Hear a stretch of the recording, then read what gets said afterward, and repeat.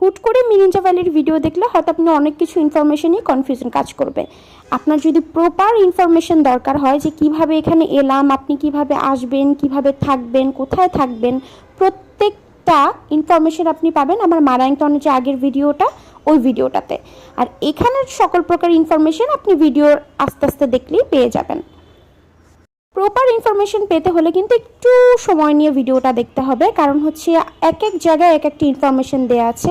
আপনি যদি টেনে ভিডিও দেখেন সেক্ষেত্রে কিন্তু মিসিং হতে পারে।